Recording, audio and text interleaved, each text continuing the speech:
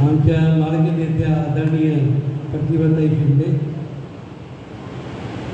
यांनी आपले विचार इथे आता मांडले, आदरणीय सलीम पटेल साहेब, मंचावर उपस्थित असलेले आदरणीय मुफ्ती हारून अली साहेब, धरणगावचे अध्यक्ष डॉक्टर साहेब, आपले एरंडोलचे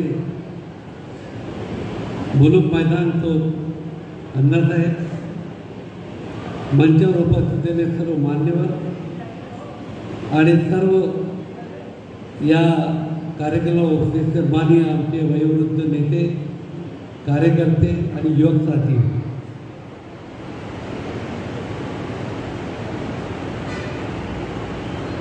आढावा बैठकीमध्ये पूर्व वक्त्यांनी आपले जे विचार मांडले त्याच्याने काय आपल्याला पुढे कशा पद्धतीने आपल्याला पक्षाचं काम करायचं आहे, जे जे अन्याय होतोय ते शेतकऱ्यावर असो, गरीब असो, दलितांवर असो, मुस्लिमांवर असो, त्यांची विरुद्ध आपण कशा पद्धतीने लढा उभा करायचा आहे याबद्दल त्यांनी मार्गदर्शन केले. एकेकाळी काँग्रेस पक्ष हा ओनली पक्ष होता, ओनली पार्टी होती की ज्या ठिकाणी ज्यांच्यावर अन्याय होता त्यांना एकच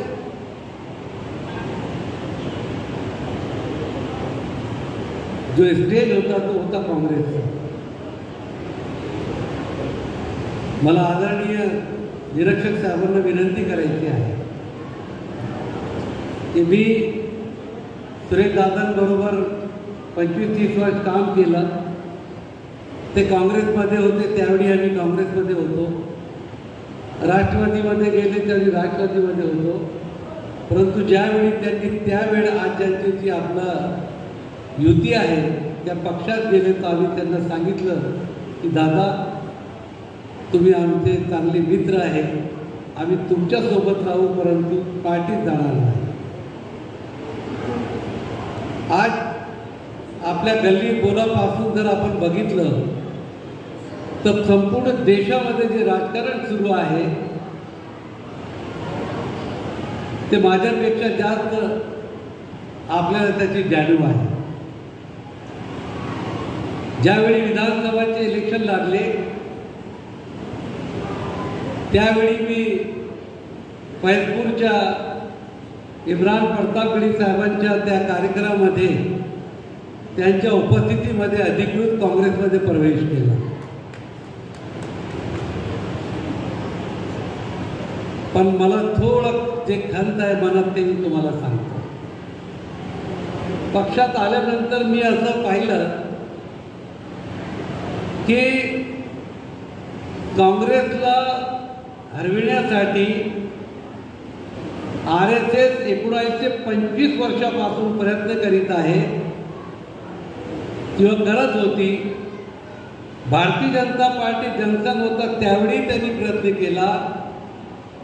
आज जे काही जातीवादी पक्ष सत्तेवर आले ते त्यांच्या ताकदीने आले नाही तर ते काँग्रेसच्या फूट म्हणून आले असं मी ताई सांगतो. आपल्यामध्ये जे फूट पडली, आपल्या तालुका, शहर आणि जिल्हा आणि राज्यापर्यंत आपसामध्ये जे आपला दुमत आहे किंवा आपला एकमेकाची सोबत काम करण्याची जी जुळी पद्धत होती, जो कॅडर होता तो आज काँग्रेसमध्ये मला दिसत नाही. आणि आपल्या फूटमध्ये ते सत्तेवर आले. आज ही जर काँग्रेस या काँग्रेसच्या DNA मध्ये सेक्युलरिझम आहे, सर्वांना घेऊन सोबत चालण्याची ताकद आहे.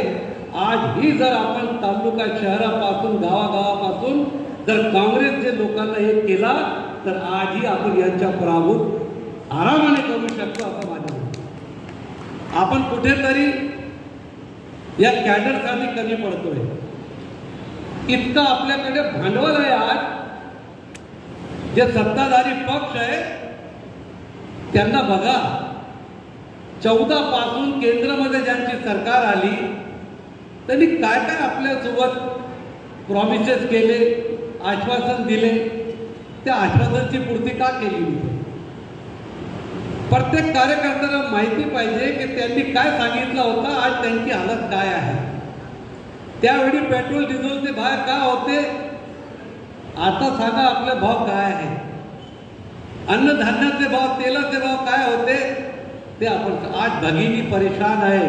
प्रत्येक मॅरिड माणूस परेशान आहे, कारण गृहिणीचा जो किचनचा बजेट आहे तो बिघडलेला आहे.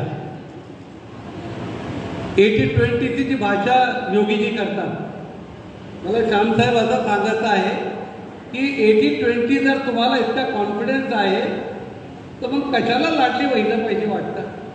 होऊ द्या ना 80-20, समजून जाईल त्यांना. लाखो करोड रुपये वाटून तुम्ही विधानसभा, नगरपालिका, कॉर्पोरेशनमध्ये गरीब लोकांना आम्ही टाकून जिंकून येता आणि 80-20ची भाषा करता. अहो, या भारताच्या हिंदू आणि कोणी समाजचा असो त्याच्यामध्ये प्रेम आहे, धर्माबद्दल आदर आहे, हिंदू मुसलमान एकता आहे. तुम्ही 80-20 इमानदारीने लढा, तुम्ही कधीच निवडून येऊ शकत नाही. आपले कार्यकर्त्यांनी याची माहिती झाली पाहिजे. म्हणून माझी विनंती आहे की आपण गावापासून आणि जास्त युवकांना संधी देऊन त्यांना पुढे आणण्याची गरज आहे. आपण जे जुडे काँग्रेसमध्ये आहे, कोणी नवीन बलवान आपल्याकडे कोणी कार्यकर्ता आला, चरित्रवान कार्यकर्ता आला, 2 पैसे कमवणारा कार्यकर्ता आला, जुने कार्यकर्त्यांनी त्याला स्वागत केलं पाहिजे. पण आपला कार्यकर्ता काय म्हणतात, ते आया वो मेरी कुर्सी खा जाएगा. आपण आपली खुर्चीचा विचार करू नका, पक्षाचा विचार करा, त्यांना सन्मान द्या. आज युवकांना आपण सोबत नाही घेतलं तर आज युवा शक्ती जर आपली मागे उभी नाही राहिली, आपला पक्ष आपण चालू शकणार नाही. पूर्ण जगामध्ये जर युवकांची शक्ती असेल तर ते फक्त भारतामध्ये आहे. कोणत्याही देशामध्ये एवढी युवकांची शक्ती नाही आहे. हे वर्ल्ड सर्वेचा रेकॉर्ड आहे. त्यांच्याकडे म्हातारे जास्त आहे, युवक कमी आहे. आपल्याकडे युवक जास्त आहे, म्हातारे कमी आहे. तर आम्ही म्हातारे, आमचं कर्तव्य युवकांना पुढे आणायला पाहिजे. आणि जे मुद्दे आहेत की आज आपल्याला कोणता प्रचार करायचा आहे ते उठसूट त्यांच्याकडे काहीच नाही. हिंदू मुसलमान